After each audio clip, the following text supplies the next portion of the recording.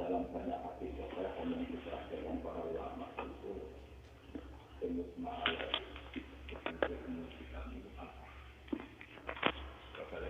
dalam banyak hadis para ulama dan menjadi perilaku ini kenapa sebagai umul kitab kenapa Al-Fatihah sampai saking agungnya Fatihah niku mayoritas ulama mengatakan meyakini bahwa la sholata liman lam yaqra bi Fatihatil kitab. Salat itu tidak dianggap sah tanpa bacaan apa? Fatihah. Dan kata hadis sing nerangaken Kanjeng Nabi dawuh sahabat ala adluka bikanzil Quran atau diumbil Quran. Dan niku kalian Nabi dijawab napa Al-Fatihah. Nah, sing kula niat kula sampai ana teng mriki bahwa kemudian ini eling-eling tenan nggih.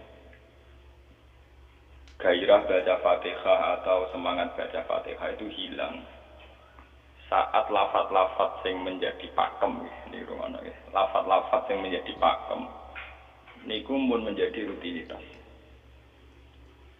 Nggih, lafaz-lafaz sing dadi pakem mun dadi napa? Rutinitas. Agama atau apa saja itu kehilangan roh ketika hanya menjadi rutinitas. Makanya itu tanggung jawab seorang ulama atau wali atau siapa saja untuk menghidupkan agama lagi. Lewat bahwa itu menjadi mental, harus menjadi karakter, menjadi mukhul jasad, menjadi insijam bil qalbi, menyatu dengan hati. Misalnya ngeten nggih. Kalau ainul yakin, hakul yakin bahwa pulau benar dan ini harus disyariatkan. Pulau nu berkali-kali diinginkan bapak untuk ijazah kangge Kiai Hamid, kangge guru-guru ini kan sering mau Fatihah 100 kali. Itu dari segi rutinitas atau dari segi jumlah. Tapi sebetulnya lebih dari itu, ini kalau terangkan ya. Kita atas nama sebagai ulama, atas nama sebagai tiang senyekseni perubahan zaman. Niku kemudian Fatihah atau agama itu tergusur oleh kata-kata yang diciptakan masyarakat modern, misalnya demokrasi, misalnya kesejahteraan, misalnya apa ya. Sebab niku lewat ngaji niki kula baleni malih nggih. Kenapa Fatihah menjadi umul kitab dan kenapa pula diulang-ulang saat napa to? Salat. Intinya Kanjeng Nabi nang hadis qudsi Allah dawuh qasam tu salat baini wa baina abdi nisfain, sebagian riwayat isman. Nisfun li wa nisfun lil abdi. Fa idza qala al abdu alhamdulillahi rabbil alamin. Qala hamidani rabbi. Sampai malik yaumiddin. Ketika ia kana abudu wa ia kana stain, Allah ngendikan wahadani abdi atau zakaroni abdi. Ketika mulai ihdinas siratal mustaqim, Allah ngendikan ini hadza li abdi wa li abdi masalah. Ini jatah hambaku dan bagi hambaku berhak mendapatkan apa yang dia minta. Oke. Perlu kula aturaken teng mriki bahwa nggih kula bolak-balik matur. Ketika kita maca misalnya alhamdulillahi rabbil alamin, bahwa segala puji, segala nikmat, segala keagungan, segala yang ada di bumi ini hanya milik Allah Rabbil Alamin. Itu satu kata pakem dalam Islam. Satu kata pakem dalam Islam. Bahwa segala puji, segala kebaikan, segala yang baik itu milik Allah. Kenapa ini dikatakan pakem? Di era jahiliyah tentu orang mengkaitkan nikmat itu karena berhala, karena lata usia. Di era modern orang mengkaitkan nikmat karena uang, karena fasilitas. Di era yang semu kayak ini orang nikmat nunggu kalau jabat, kalau punya uang, kalau punya pengaruh. Sehingga saat orang bisa memusnahkan itu semua, menghilangkan itu semua, dan meyakini bahwa semua nikmat itu karena Allah, semua kebaikan juga karena Allah. Maka ini menjadi pakem dalam Islam. Alhamdulillah, bahwa yang berhak dapat puji hanya Allah, yang dapat pujian hanya Allah. Sebab itu Allah benar-benar tersanjung sampai ngendikan fa idza qala al-abdu alhamdulillahirabbil alamin qala hamidani abdi. Hamidah muji ini sapa napa? Abdi. Nah, kata pakem dalam alhamdulillah ini benar-benar pakem. Satu kata yang luar biasa, satu pakem.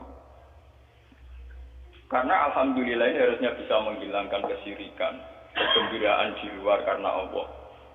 Dia memantapkan tauhid, memantapkan segala yang menuju tauhid dan menghilangkan yang berbau apa? Syirik. Ini penting kalau aturakan. Sehingga roh bahwa alhamdulillah sebagai ruhul Islam itu kelihatan sekali. Alhamdulillahirabbil alamin. Qala hamidani abdi. Hambaku benar-benar muji saya. Nah, kenapa muji dimulai dengan alhamdulillah? Kalau bolak-balik matur bahwa segala perilaku hamba atau mental seorang hamba itu harusnya menuju Allah itu arahnya menyanjung. Ya mulane alhamdulillah boten enten istighfar. Kalau termasuk ulama sing istighfar rada pelo. Nggih tahu nggih sering tapi tidak sesering baca alhamdulillah. Karena alhamdulillah itu paling sering diulang-ulang di Quran dan itu harus menjadi pakem. Ini menjadi apa? Pakem.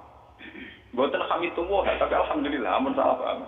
Kalau bolak-balik matur dalam ilmu tasawuf maupun ilmu balaghah. Cara ilmu balaghah niku nak muni hamidullah niku bahasane insa. Nggih, bahasane napa? Insa. Hamid tu muji ingsun Allah ing Allah.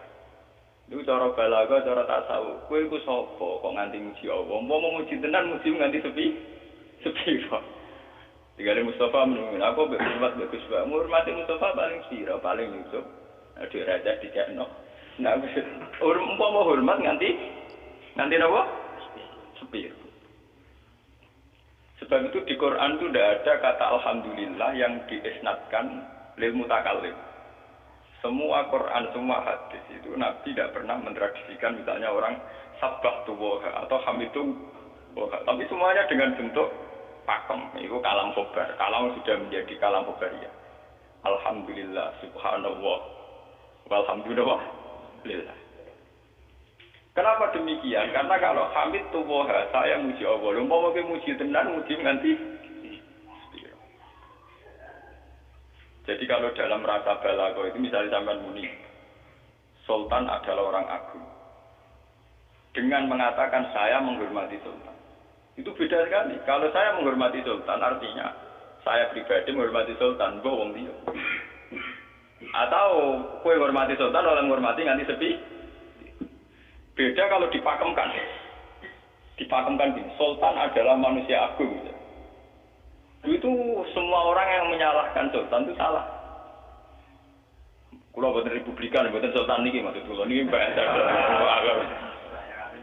Apa contohnya ganti SBY itu kalah Prabowo. Ini kalau balen. Ini bersama ngerti. Saya di sini dalam promosi. Kenapa Fatihah benar-benar begitu terhormat, begitu hebat di mata Allah. Bersama ngerti asal usulnya. Kalau jadi rutinitas itu kita akan kehilangan apa? Gairah, kehilangan apa? Roh. Kalau baleni. Kalau mau kan munwatir, Fatihah itu semuanya pakai kata pakem, kata dasar. Cara konstitusi itu kaitannya undang-undang apa? Dasar. Fa iza qala al-abdu ni tahadits suci. Alhamdulillah qala hamidani abdi. Hamba muji. Pengeran tersanjung sekali. Nah, saat ini kan secara tasawuf, secara ilmu hakikat, bahkan secara ilmu lughat, ilmu nafsu lughat kados bala. Itu kenapa tidak hamid tuwa? Saya muji Allah. Karena umpama kowe muji nganti sepi. Nah, misalnya aku di duit 1 juta. Terus aku muji pangeran. Berarti pangeran tarifnya mau apa? 1 juta. Nah, jadi caleg DPR Bantul berarti pangeran tarifnya mau terima apa? Iku umpama muji. Tapi beda kalau dipakemkan. Kalau dipakemkan itu tadi misalnya teman mengatakan Sultan adalah manusia agung. Itu siapa saja menghina kesannya salah. Allah adalah zat yang harus disembah. Allah adalah tempat tujuan akhir. Allah itu tidak ada di kata-kata manusia muslim meyakini Allah Subhanahu. Tapi tidak ada kata-kata manusia muslim atau manusia mukmin meyakini Allah Subhanahu. Tapi dipakemkan Allah Memang Allah benar-benar zat yang menjadi tujuan akhir. Paham ya Gus Nan? Dan wiridan untuk mandi tak ijazahi. Mergo wiridan model iki Gus Nan niku jek ana anania ya, ini sekula-kula. Makanya dalam tasawuf kemudian dikenal makam fana, makam yang menghilangkan diri sendiri total di depan kebesaran Allah. Nggih. Karena kita muni saya, umpama tenan kuwi hormat itu nganti sepi. Allah